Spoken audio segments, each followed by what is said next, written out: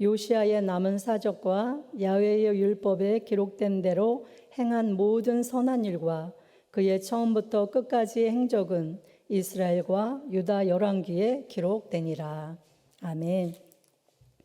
저는 오늘 본문 말씀을 근거로 해서 유종의 미를 거두기 위하여라는 제목으로 잠시 말씀을 나누겠습니다.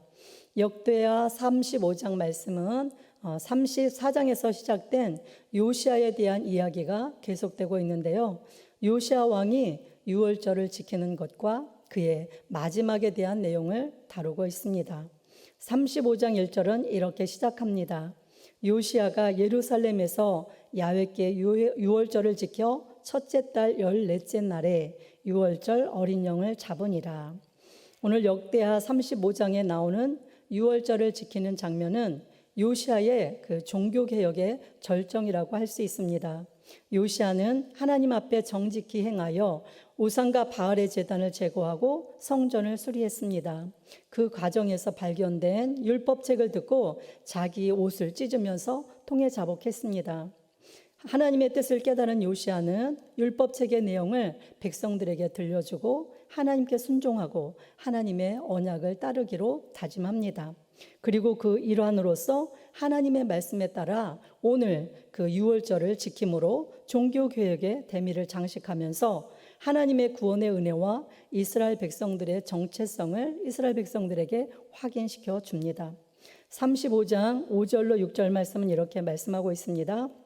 너희 형제 모든 백성의 족속의 서열대로 또는 레위 족속의 서열대로 성소에 서서 스스로 성결하게 하고 유월절 어린 양을 잡아 너희 형제들을 위하여 준비하되 야훼께서 모세를 통하여 전하신 말씀을 따라 행할지니라. 유월절은 여러분도 잘 아시는 것처럼 이스라엘 백성들이 430년 동안 그 애굽에서 종살이 하다가 해방될 때에 하나님께서 이스라엘 백성들을 위하여 예비하신 구원의 방편의 하나였습니다. 애굽에 10가지 재앙들을 내리실 때에 마지막 재앙으로 그 애굽의 장자들을 다 치실 때에 어린 양의 피를 좌우 인방과 문설주에 바르면 그 죽음의 신이 애굽의 그 이스라엘 백성들은 넘어가서 살려주시고 출애굽 시켜주셨던 그런 사건을 이야기합니다. 하나님께서는 이 유월절을 대대로 지키라고 명령하셨지요. 사무엘 선지자 이후로는 그런데 이 유월절이 제대로 지켜지지 않았던 것입니다. 그런데 요시아 왕이 그 유월절을 하나님의 말씀대로 지켰던 것이에요. 역대기 기자는 요시아가 유월절을 지킨 것을 이렇게 평가합니다. 역대하 35장 18절 말씀입니다. 선지자 사무엘 이후로 이스라엘 가운데서 유월절을 이같이 지키지 못하였고 이스라엘 모든 왕들도 요시아가 제사장들과 레위 사람들과 모인 온 유다와 이스라엘 무리와 예루살렘 주민과 함께 지킨 것처럼은 유월절을 지키지 못하였더라.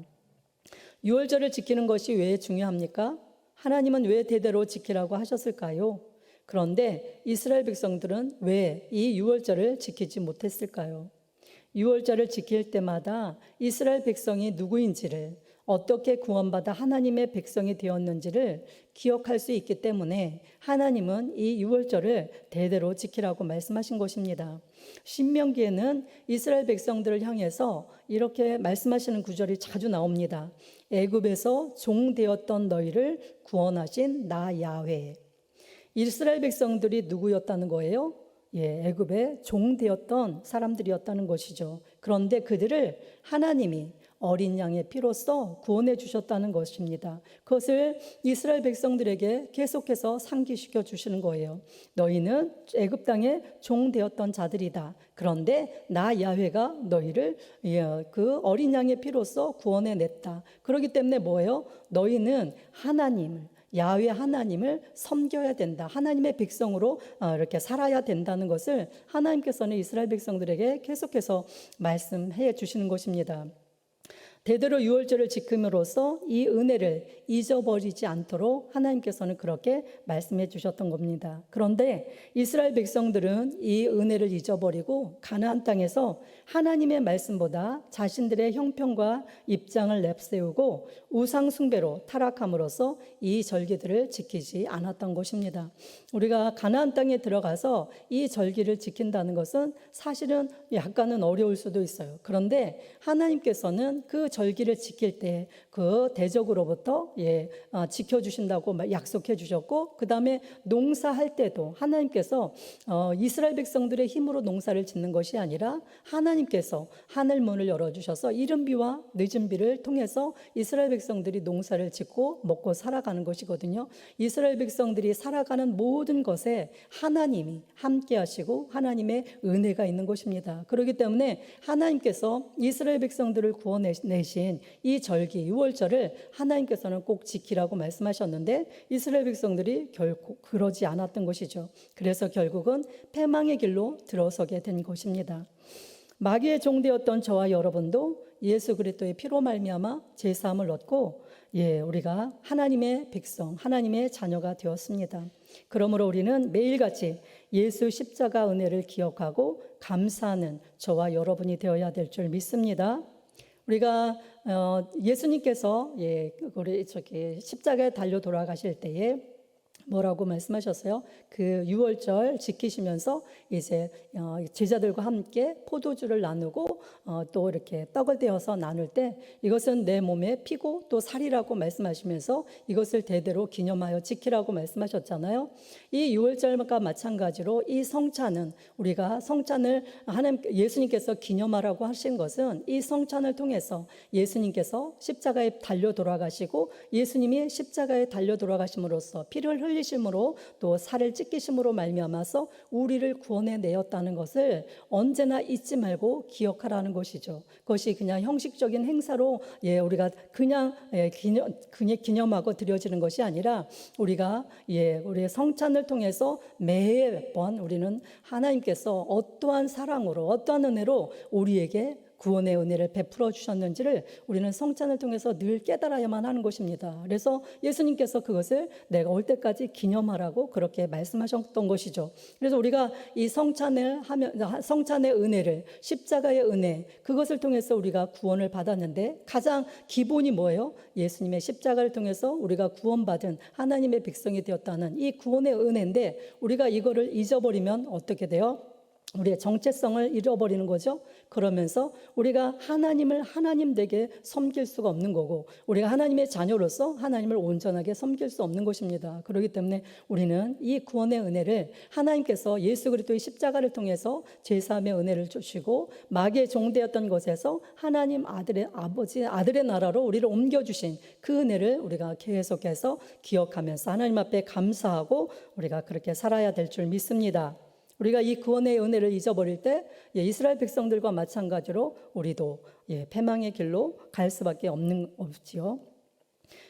이렇게 유월절이 이제 다 끝나고 난 다음에 19절까지 유월절을 잘 지킨 내용을 다루다가 20절부터 오늘 35장 본문을 보면 갑작스럽게 의회의 내용으로 전개되는 것을 우리가 보게 됩니다. 그것은 다름 아니라 하나님 앞에서 정직하게 행하고 우상을 제거하고 백성들을 하나님께로 인도했던 요시야가 전쟁에서 비참하게 죽는 내용입니다. 20절입니다. 이 모든 일 후 곧 요시야가 성전을 정돈하기를 마친 후에 애굽 왕 느고가 유브라데 강가에 갈그미스를 치러 올라왔으므로 요시야가 나가서 방비하였더니 갈그미스는 북쪽 지중해 연안에 있는 유브라데 강가 지역인데요. 전략적인 요충지였고 교육의 중심지였습니다. 아수르 땅에 속한 지역이었는데 아수르는 이미 바벨론에 의해서 쇠퇴기를 걷고 있었습니다. 그래서 애굽은 아수르를 치고 급부상하는 그 바벨론을 제어하기 위해서 견제하기 위해서 아수르와 동맹을 맺게 됩니다. 그리고 아수르와 함께 바벨론과 싸우기 위해서 갈그미스로 올라가게 되는데 갈그미스로 가기 위해서는 이 유다 땅을 지나가게 되었던 것입니다. 그런데 어떻게 해요? 유다 땅을 지나가기 위해서 요시아의 군대와 충돌할 수밖에 없었던 것이죠. 그런데 애굽 왕 느고가 올라가면서 이야기합니다. 이제 이 요시아가 그 갈금 쪽으로 나와기 때문에 방비하기 때문에 애굽 왕 느고가 이 요시아에게 말하기를 21절 상반절에 이렇게 이야기합니다. 느고가 요시아에게 사신을 보내어 이르되 유다 왕이여 내가 그대와 무슨 관계가 있느냐 내가 오늘 그대를 치려는 것이 아니요 나와 더불어 싸우는 족속을 치려는 것이라 하나님이 나에게 명령하사 속히 하라 하셨은즉 하나님이 나와 함께 계시니 그대는 하나님을 거스르지 말라 그대를 멸하실까 하노라 하니 느고는 요시아에게 내가 군대를 끌고 온 것이 당신과 싸우려는 것이 아니다. 그리고 내가 이렇게 군대를 끌고 올라가는 것은 뭐예요? 갈그미스로 가는 것은 하나님의 명령에 의한 것이다. 그렇게 요시아에게 사신을 보내서 이야기합니다. 그러나 요시아는 왜 그랬는지 정확하게 그 이유가 나오지 않지만 누구의 말을 듣지 않고 전장에 나갑니다. 22절 말씀입니다. 요시아가 몸을 돌이켜 떠나기를 싫어하고 오히려 변장하고 그와 싸우고자 하여 하나님의 입에서 나온 누구의 말을 듣지 아니하고 무기또 골짜기에 이르러 싸울 때에 요시아가 이제 믿지 않는 이방인이었던 그 누구가 하나님을 이야기하니까 누구보다도 하나님에 대해서 자기가 잘 알잖아요. 그리고 하나님의 뜻이라면 하나님의 뜻을 위하여 지금껏 달려왔던 그 요시아였는데 이방 그 왕이 하나님을 이야기하면서 하나님께서 그렇게 명령하셨다고 하니까 요시아가 믿을 수가 없었는지 어땠는지 그 이유는 다 이렇게 나오지 않지만 어찌됐든 이 요시아는 그 누구의 말을 믿지 않고 나갔던 것입니다. 그것이 하나님께로부터 나온 말씀인데도 불구하고 이 요시아는 그것을 하나님께 여쭙지 않고 그것이 정말 하나님께로부터 나온 말씀인지 그래서 내가 그 전장에 나가서 싸워야 할 것인지 하나님께 여쭙지 않고 그는 전장에 나가서 싸우다가 결국은 부상을 당하고 죽게 되는 것입니다. 참으로 안타까운 일입니다. 그런데 이 모든 일들은요, 우리가 그냥 안타까운 눈으로 볼 것이 아니라 역사를 주관하는 하나님의 섭리라는 것을 우리가 또 다른 눈으로 볼 수 있어야 합니다.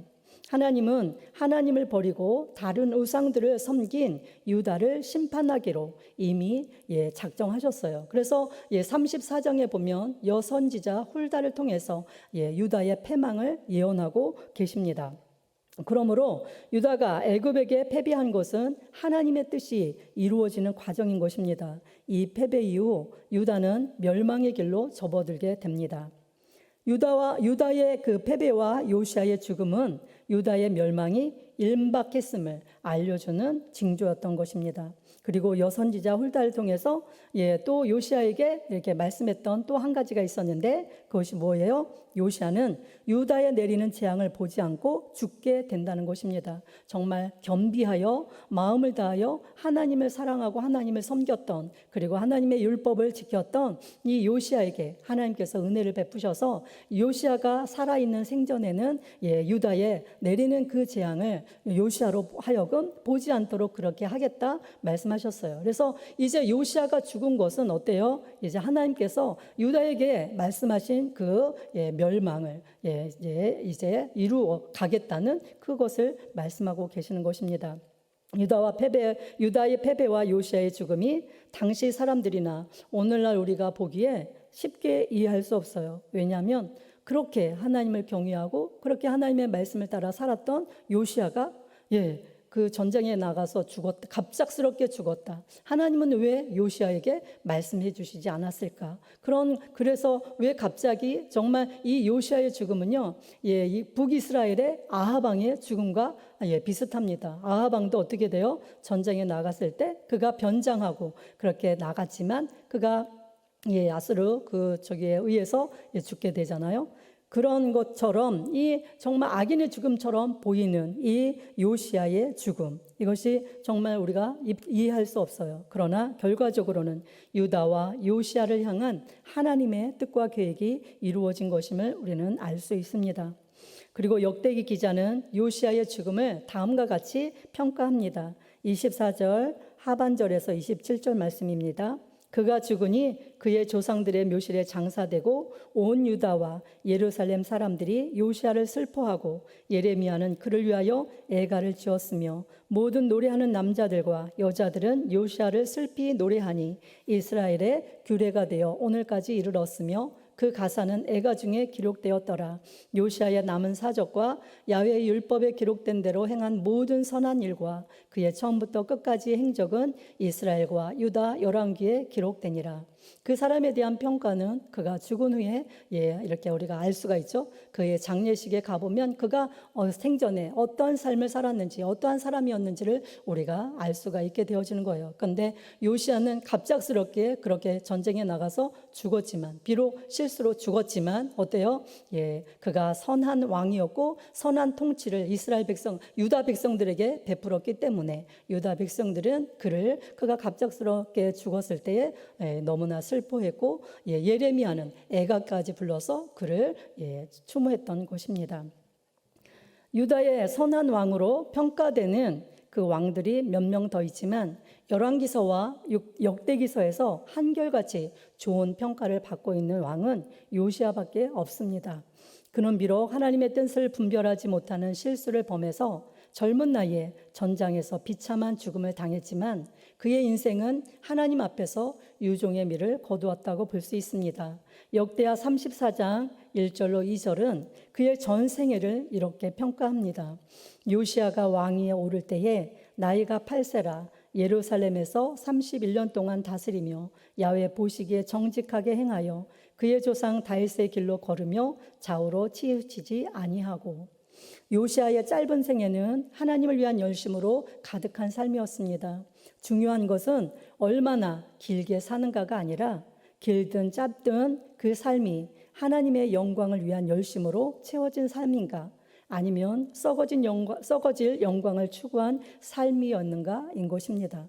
우리가 길고 많이 오래 산다고 해서 좋은 것이 아니라 우리가 얼마나 살았든 정말 그 삶이 하나님께서 인정하시고 하나님께서 기뻐하시는 그런 삶인가가 중요한 것인 거죠.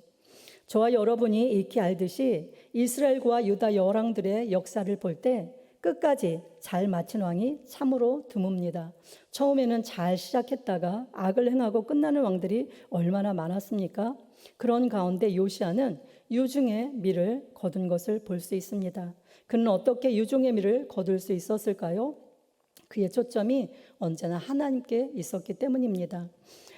열왕기상 13장 2절은 이렇게 말씀합니다. 다윗의 집에 요시야라 하는 왕이 일어나리니 그가 내 위에 분향하는 산당 제사장을 내 위에서 제물로 바칠 것이요 또 사람의 뼈를 내 위에서 사르리라 하였느니라. 이것은 남유다에 있던 그 선지자가 북이스라엘의 그 여로보암에게 가서 여로보암이 그 산당에서 이 향을 사를 때에 그 여로보암에게 이 남유다의 선지자가 예언을 했던 거예요. 아직도 한참 전에 요시야가 태어나기도 한참 전에 그 남북 이스라엘과 유다가 나누어지고 얼마 되지 않아서 그 바로 요시야가 다윗의 집에 요시야가 태어나서 요시야가 여로보암이 이렇게 산당에서 제사 드리는 그 모든 것들을 이 요시야가 어떻게 된다고요? 그 위에서 제물로 바치게 될 것이다. 그렇게 예언을 했던 것입니다. 그렇기 때문에 요시야는 그가 자기 열심으로가 아니라 하나님께서 이미 요시야가 다윗의 집에 태어날 것을 예언하셨어요. 그리고 그 요시야가 유다 땅의 왕으로 와서 산당들을 다 제거하고 우상을 철폐할 것에 대해서 이미 하나님께서 예언해 주셨습니다. 그렇기 때문에 이 요시야는 하나님께서 이미 예언하시고 그리고 하나님께서 그 인도하시고 보호하시는 그 은혜 안에서 요시야는 하나님께 온전히 초점을 두고 하나님만 섬겼던 것입니다. 요시야는요 아버지 아몬이 범죄함으로 반역자들에 의해 죽고 아주 어린 나이인 8살에 왕위에 올라서 16세 하나님을 만나게 됩니다. 그리고 20살부터 대대적인 종교 개혁을 단행해 하는데 율법책을 발견한 후에는 그 속에서 하나님의 뜻을 깨닫고 옷을 찢으며 통에 자복함으로써 자신과 유다의 죄를 회개합니다. 그리고 하나님의 말씀에 철저하게 순종하며 야훼 율법에 기록된 대로 행합니다. 자신뿐만 아니라 유다 백성들도 하나님의 말씀에 순종하고 언약을 따라 하나님을 섬기는 백성으로 회복시킵니다. 요시아는 오직 하나님 편에 서서 하나님의 말씀을 쫓아 하나님을 위하여 그 모든 일을 행했던 것입니다. 우리의 초점이 흐트러질 때 우리는 방향을 잃어버리고 좌우로 흔들리기가 쉽습니다. 환경을 바라보고 나 자신을 바라보고 그리고 사람을 바라보고 우리가 과거를 우리가 바라볼 때 우리는 그렇게 흔들리게 되는 것입니다. 그러나 요시아는 오직 하나님께 초점을 두고 좌우로 흔들리지 않고 좌우로 치우치지 않고 오직 하나님께서 주신 그 귀한 사명 그것에 온전히 헌신했던 것을 우리는 알 수가 있습니다. 사도 바울은 빌립보서 3장 13절로 14절에 이렇게 말씀하고 있습니다. 형제들아 나는 아직 내가 잡은 줄로 여기지 아니하고 오직 한 일 즉 뒤에 있는 것은 잊어버리고 앞에 있는 것을 잡으려고 표대를 향하여 그리스도 예수 안에서 하나님이 위에서 부르신 부름의 상을 위하여 달려가노라. 성령으로 시작하였다가 육체로 마치는 그런 사람들이 참으로 많습니다. 우리가 처음에는 정말 은혜로 시작을 하지만 끝까지 아름다운 마무리, 아름다운 좀 결실을 맺는 사람들이 그렇게 많지 않습니다. 우리가 성령으로 시작하였다가 육체로 마치는 일이 없도록 유종의 미를 거두는 삶이 되도록 언제나 하나님께 초점을 맞추고 말씀에 초점을 맞추고 말씀에 순종하여 살아가는 저와 여러분 되시기 바랍니다. 네, 그리고 이 요시아는요 갑작스러운 죽음에도 그는 어떻게 해요? 역대기 기사가 그의 율법을 따라 행한 모든 선한 일이라고 그가 이야기하고 있습니다. 그리고 하나님께서 요시아를 평가할 때 그가 요시아가 좌우로 치지 않고 정직하고 다윗의 길로 행했다. 그렇게 우리가 이미 보았던 것처럼 그렇게 평가하고 있습니다. 그가 어떻게 그런 평가를 받을 수 있었습니까? 그는 평상시에 일상적인 삶에서 늘 하나님 앞에 그가 온전하게 정직하게 그렇게 살았기 때문에 그의 갑작스러운 죽음에도 그는 그런 평가를 받을 수 있었고 유종의 미를 거둘 수 있었던 것입니다. 저와 여러분이 웰 다잉을 하기 위해서는 정말 아름다운 죽음을 맞이하고 아름다운 마무리를 우리가 하나님 앞에서 할 수 있기 위해서는 어떻게 해요? 매일매일을 하나님 앞에서 우리가 잘 살아가야 될 줄 믿습니다. 우리의 죽음은 예고되어 있지 않죠? 누가 언제 어떻게 죽을지 알지 못합니다. 그런데 그때 우리가 언제 하나님께서 우리의 삶이 다 마쳤다고 우리의 이 땅에서의 본분이 다 마쳤다고 우리를 불러가실 때에 우리가 갑작스러운 그런 일들을 당할 때 우리가 하나님 앞에 방황하지 않고 정말 유종의 미를 거두고 하나님 앞에 영광을 돌릴 수 있기 위해서는 우리가 매일매일 하나님께 초점을 맞추고 하나님 말씀에 기반해서 하나님의 뜻 가운데 살아가야 될 줄 믿습니다. 그러기 위해서 여러분 오늘 이렇게 또 새벽에 나와서 하나님 앞에 예배드리고 계시는 줄 믿습니다. 할렐루야. 네, 이렇게 새벽에 나와서 하나님 앞에 예배드리고 하나님의 말씀을 듣는 여러분들이 또 세상에 나가서 가정에서 그 삶의 자리에서 그 삶의 영성으로 하나님을 영화롭게 하며 또 매일매일 정말 준비된 그런 하나님 앞에서 준비된 삶을 살아가는 저와 여러분이 되시기 바랍니다. 유종의 미를 거두는 저와 여러분 되시기 바랍니다. 하나님 아버지 은혜와 사랑을 감사합니다. 오늘 요시아 왕을 통해서 우리가 또 이 땅 가운데서 어떻게 유종의 미를 거두며 살아야 하는지 말씀을 통해 살펴볼 수 있도록 은혜 주시니 감사합니다. 그가 아버지 오직 하나님 앞에 하나님께 초점을 두고 말씀에 아버지 신실하게 하나님의 뜻 가운데 아버지 행함으로 말미암아 그가 정직하게 행함으로 하나님 앞에 또 인정받고 아름다운 그 짧은 생애지만 또 그 생 전체를 하나님 앞에 인정받고 또 유종의 미를 거두게 되어진 줄 믿습니다. 하나님 우리의 삶 가운데도 성령 하나님께서 우리 가운데 역사하여 주셔서 매일같이 주님과 함께 동행하며 하나님의 말씀 따라 살아감으로 아버지 매일매일 정말 유중의 미를 거두길 수 있는 그런 삶이 준비되어지도록 은혜를 베풀어 주옵소서. 언제나 우리의 생각과 뜻이 아니라 하나님의 말씀에 하나님 아버지 우리가 순종하여 하나님의 뜻을 이루어가는 복된 삶이 되어지도록 은혜를 베풀어 주셔서 우리의 삶도 하나님이 인정하시는 그런 복된 삶이 되어지도록 역사하여 주옵소서. 하나님 오늘도 여러 가지 하나님 기도 제목을 가지고 나와 하나님 앞에 간절하게 부르짖는 우리 성도님들 주님 그 기도 가운데 역사하여 주시고 하나님의 기적을 나타내 보여 주옵소서. 문제를 해결하여 주옵소서. 날마다 살아계신 하나님 그 선하심을 맛보아 알고 누리고 증거하는 복된 삶 되어지도록 은혜를 베풀어 주옵소서. 육신의 질고도 깨끗게 하셔서 오늘도 우리를 치료하시는 야훼 라파 하나님이 오늘도 살아계셔서 우리의 문제를 해결하시고 우리를 치료하시고 회복하시는 그 하나님이신 것을 아버지 알고 또 맛보고 누리며 살아가도록 은혜를 베풀어 주옵소서. 오늘도 주신 은혜 감사해서 정성껏 귀한 예물 드린 손길들을 하나님께서 기억하여 주시고 하나님 이 땅을 살아가는데 필요한 모든 것으로 채우시고 공급하셔서 나누어주고 꾸어주는 복된 삶을 풍성하게 살아갈 수 있도록 은혜를 베풀어 주시옵소서. 감사를 드리며 예수님의 이름으로 기도드리옵나이다. 아멘.